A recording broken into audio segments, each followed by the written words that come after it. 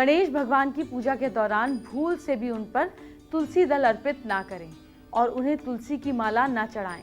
ऐसी मान्यता है कि एक बार भगवान गणेश ने देवी तुलसी से किसी बात को लेकर वो नाराज हो गए और उन्होंने देवी तुलसी को ये श्राप दिया कि मेरी पूजा के दौरान आप मेरी पूजा में सम्मिलित नहीं होंगी।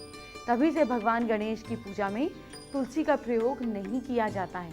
जो गणेश पूजा के दौरान तुलसी का प्रयोग करता है वो गणेश भगवान के गुस्से का पात्र बनता है। कभी भी भगवान गणेश की मूर्ति घर में विषम संख्या में नहीं होनी चाहिए, मतलब ऑड नंबर्स में नहीं होनी चाहिए। 3, 5, 7 इस तरह से नहीं होनी चाहिए।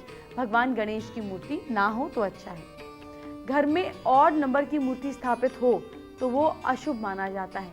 देखिए, एक मूर्ति तो आप रख सकते हैं, लेकिन इसके बाद के जो ऑड नंबर्स हैं 3, 5, 7, 9, 11 ऑड नंबर्स में मूर्ति आप घर में नहीं रख सकते हैं। भगवान गणेश की पूजा के दौरान उनके पीठ का दर्शन ना करें। पुराणों के अनुसार भगवान गणेश की पीठ में दरिद्रता का वास होता है। उनके पीठ के दर्शन करना पार्वती को निमंत्रण देता है, ये माना जाता है। देखिए, भगवान गणेश की मूर्ति अगर घर में या कहीं पर भी रखनी है तो खड़ी वाली मूर्ति स्टैंडिंग पोजीशन की नहीं रखें।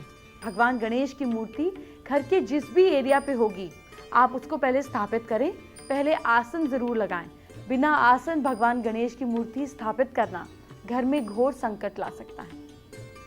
भगवान गणेश की प्रतिमा को जब आप स्थापित करते हैं उस समय ध्यान रखें कि इनकी जो मूर्ति है या तो जो भी आप स्थापित कर रहे हैं, तस्वीर कर रहे हैं, वो बार बार हिले नहीं, क्योंकि प्रतिमा के बार बार हिलने से उनके नीचे गिरकर खंडित हो जाने का डर रहता है। और भगवान गणेश की खंडित प्रतिमा की पूजा शास्त्रों में वर्जित मानी गई है, यानी कि उसे नहीं करना चाहिए।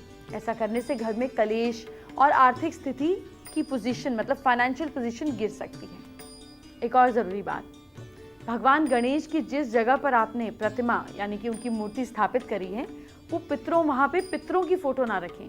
ऐसा करने से घर में नेगेटिव एनर्जी आती है। एक और खास बात, घर में जहाँ भगवान गणेश की मूर्ति की स्थापना करी है उसकी छत पर कोई भारी सामान, कोई कबाड़ और इस तरह से लोहे का सामान ना रखें। पूजा स्थल पर पवित्रता का विशेष ध्यान रखें और उस जगह पर आप रेगुलरली सफाई करें। भगवान गणेश की पूजा के दौरान चमड़े से बने सामान पूजा स्थल में ना लाएं। चमड़े के पर्स, बेल्ट भगवान गणेश की पूजा के दौरान आप अपने साथ ना रखें।